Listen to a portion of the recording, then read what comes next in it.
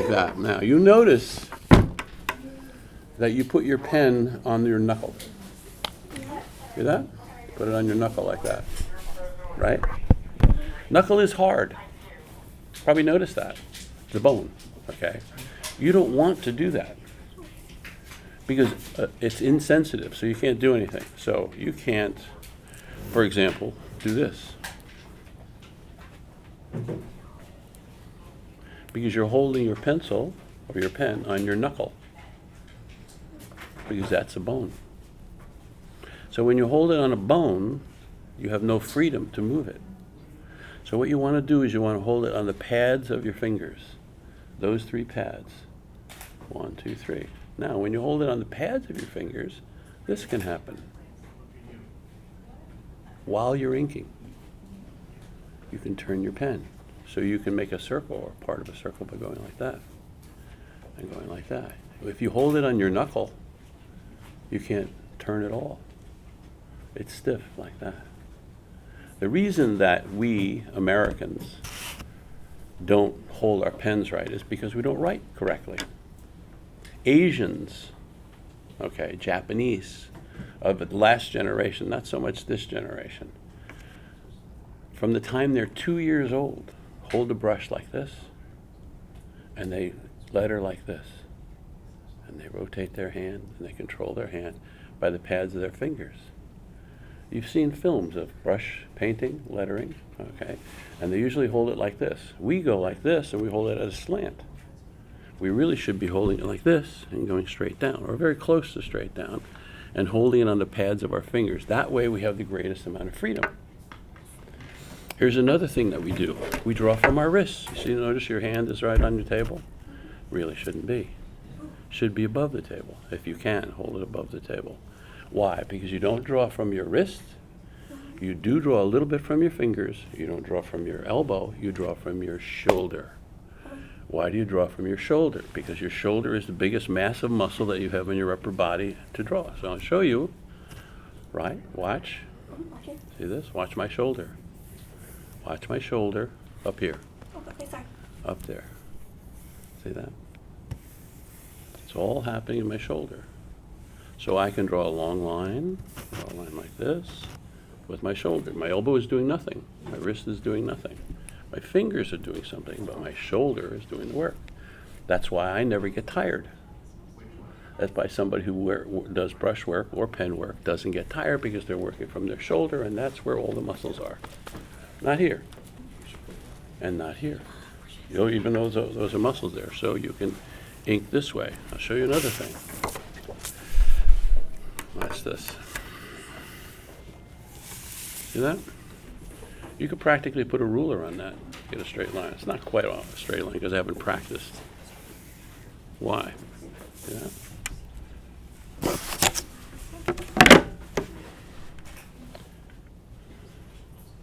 Pretty close?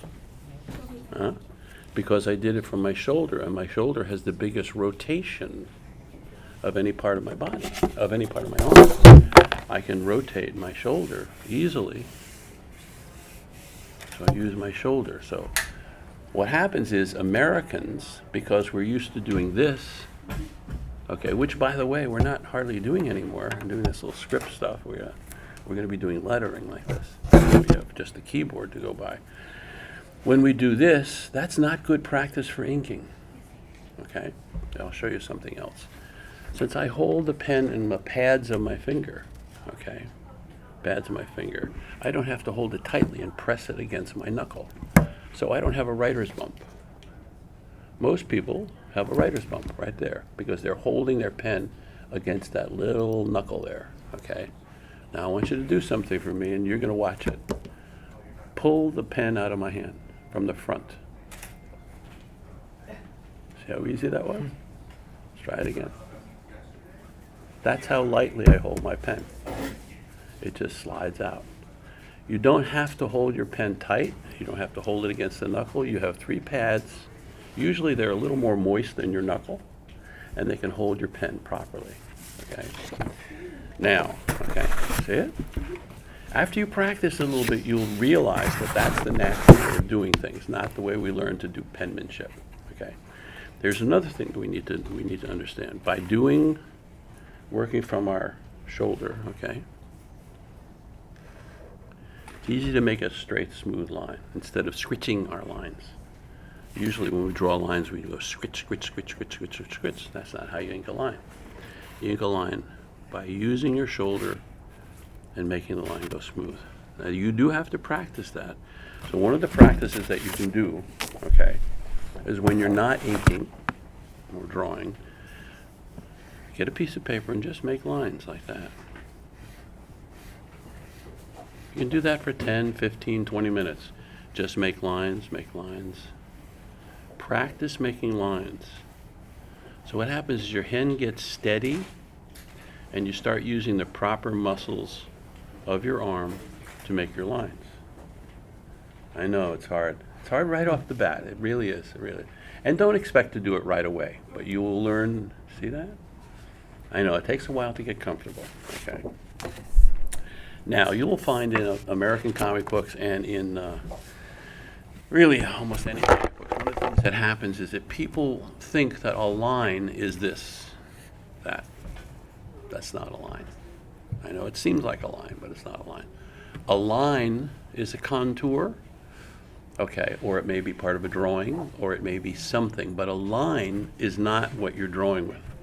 If you're using lines, you're drawing a thing. Let's say I'm drawing your face, okay. The line, okay, that I draw with, which would normally be a pencil because I don't want to start with a pen, okay. The line is part of your face, okay. So the line should reflect your face, okay.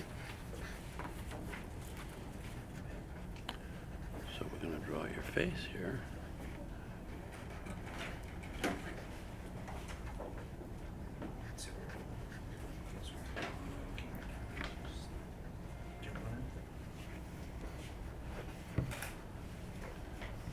So the line is not really a line, it's part of your face. So when you're thinking and when you're drawing, okay, you shouldn't be thinking lines. You should be thinking flesh, wood, metal, plastic, whatever it is that you're drawing, hair, okay? You should be thinking those things. They're part of a face, they're part of a desk, they're part of a building, they're part of whatever they are. They're no longer lines. They're the tool that you use to make things. You're not thinking lines, you're thinking things. Metal, a girder, a piece of wood, a door frame. So that when you draw these things, you're not drawing lines. You want in your head, it's almost like, I'm not trying to tell you something metaphysical. It's not mysterious. But if you think wood, you draw wood. If you think metal, you draw metal. If you think a chair, you draw a chair. It comes out looking more like a chair. And that's what you want it to do. You don't want to draw lines. You want to draw a chair or a person, okay? So by using the tools to create the thing that you're drawing, okay, then you're drawing a person, okay? That's what you want to do. You don't, and here's another thing. Very often in comic books, you'll see a person's style, and you'll see lines that look like this, look something like that. Starts sharp at one end and thicker at the other. A lot of Jim Lee's inkers ink like that, so you see a lot of those lines.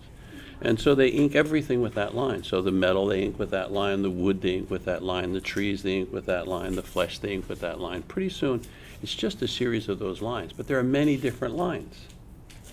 There's, for example, a line that starts thick and gets thin. A line that starts thin, gets thick, and gets thin again. A line that stays thick all the way through, a line that stays thin all the way through. It's a different kind, each one of these are different kinds of lines. Now, if you see somebody who is inking with one kind of line, imagine how much they're stopping themselves from having freedom by not doing all these other kinds of lines. They're only doing that kind of line for everything and skipping this one, this one, this one, and this one. And they're skipping flow lines like that. There's so many things they're missing. So the line that you do, remember I showed you about practicing lines? You should also practice different kinds of lines. A line that starts thin and gets thick. A line that starts thick and gets thin. A line that starts thick and gets thin. Thick and gets thin. A line that starts thin and gets thick and gets thin again. Thin, thick, thin, thin. So you practice those kinds of lines. It doesn't seem as though practicing lines mean anything, but you're just going to have a bunch of lines on paper. It means everything, because you are finding out your freedom to make the kind of lines that you want to make, to do the interpretation of, let's say, the grain on a piece of wood. Let's say you have a piece of wood, okay, and you know the piece of wood looks like that, but you know it has a little thicker crack over here because it's a little older wood, okay, and there's a little nut here. Maybe it's pine, has a little nut, and then you have this, the grain of the wood. And then it had a good year, so the grain gets thicker, then it gets thinner again, like that. So you get the grain on a piece of wood. You wouldn't think the grain on a piece of wood means anything until you have the freedom to draw all these different kinds of lines. Suddenly you can do anything. The world is yours. You can draw the world.